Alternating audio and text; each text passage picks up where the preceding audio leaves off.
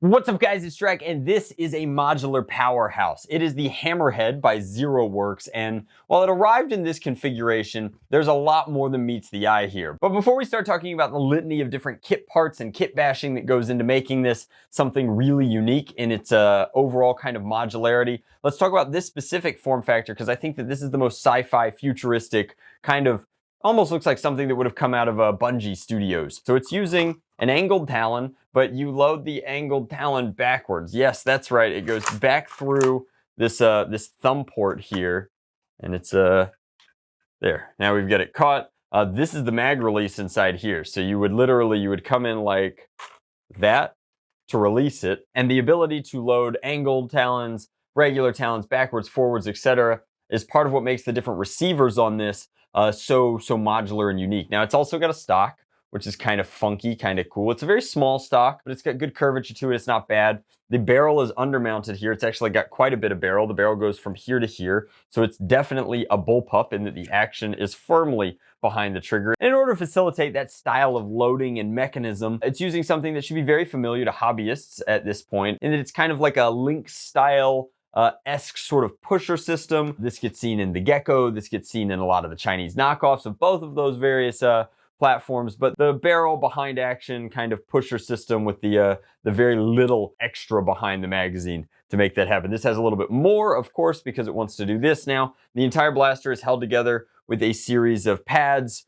washers, integrated hardware, and puffer springs. So you've got a lot of stuff going on. You've got an air brake going on, but ultimately, you know, you do get primary class performance out of it. Now to load, you actually take the entire front end of the blaster, shouldered, and you prime like that, click, and then forward, and that's gonna chamber into the barrel like so. Now, I don't actually have a lot of angled talon magazines, so I'm gonna go ahead and click that down, and I'll start talking about the parts that this came with, because it is a pretty fascinating piece of technology here. So we've got instructions that came with it detailing how you can change the grip and the barrel, as well as a litany of different components and configurations for foregrips and what have you. My goal is going to be to reconfigure it, maintaining as much power as I possibly can, while also taking advantage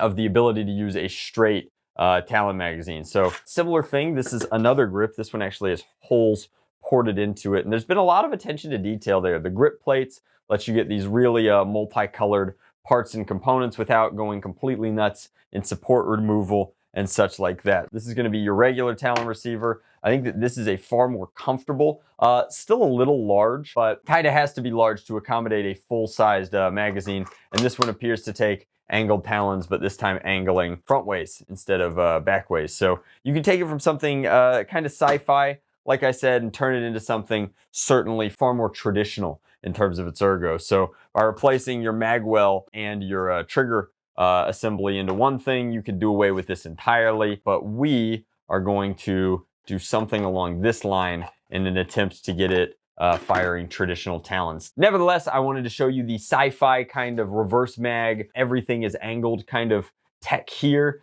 There's a lot, like I said, there's a lot of merit to this, the air brake being controlled by magnets, the reverse plunger sort of system where you're firing backwards and pushing air through the breech like that is pretty clever. Overall, I think there's a lot of merit to this. And while the price point is, either very affordable or very expensive, depending upon if you're more familiar with hobby grade blasters or not, the technology here is definitely multifaceted and really neat. The overall print quality is fine. It's completely functional. I imagine that it's strong enough to handle the rigors of battle. My only critiques there would be that the infill feels a little light and you get a little bit of striping, and because of thin wall lines, you can see the infill patterns. So like I know that this was using a diamond infill pattern, and that's just because I'm assuming where the walls get thin, the infill shows through, and you can see that the layer lines were pretty heavy. That said, they're running it like a business. They're trying to send as many of these kits out as they possibly can. Not everybody has time to baby their 3D printers. Let's go ahead, let's put it onto the bench, and let's see if we can reconfigure it into something a little more ergonomically my speed.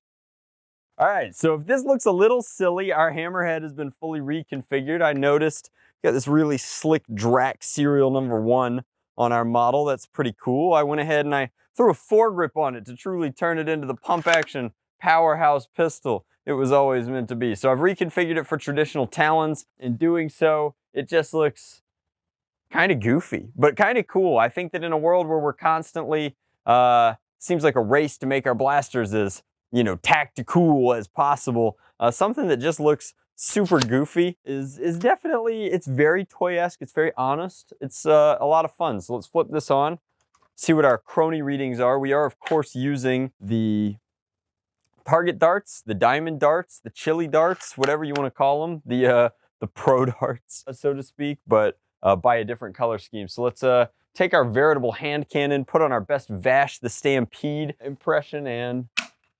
136. Now this axis of priming is a little funky, so I find that bracing it against something helps, which is why I left the stock on. 193, I think that first one might have been an outlier, and I hit the chronograph.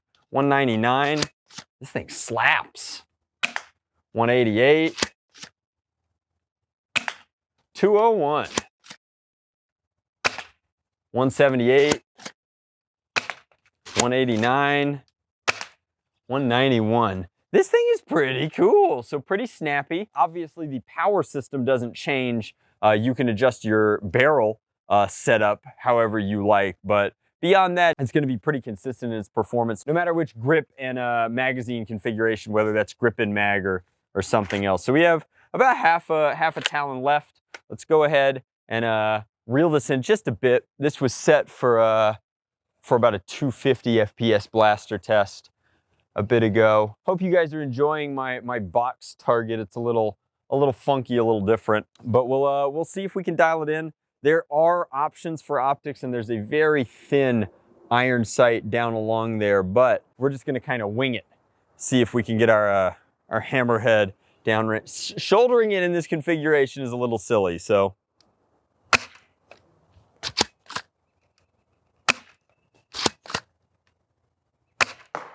There we go. That's 2. Hey, it bounced out. It's got too much power. So I think that once you've kind of dialed in where you can feel that it's gonna be,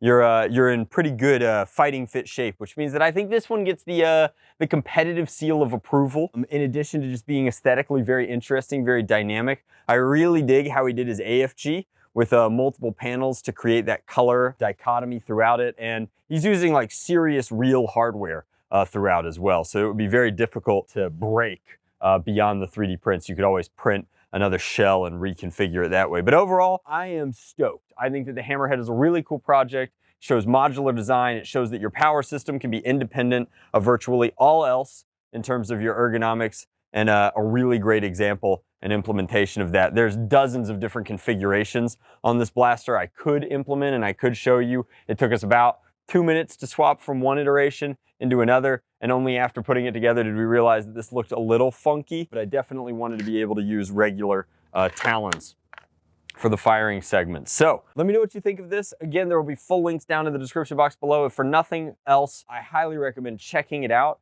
and just looking at the configurator and seeing how many different ways you could build the Hammerhead. Beyond that, thank you guys so much for watching. It's been another look at a relatively new, certainly very novel and innovative Nerf community design, proving that we build faster and better than virtually anybody else. I mean, this is really, really awesome stuff. So huge thank you to WorX for sending it over so that I could talk about it on camera. And then a huge thank you to you guys for liking, commenting, subscribing, and doing all the things that keep this content on the internet. Thank you so much. Much love. Blast on. Drac out.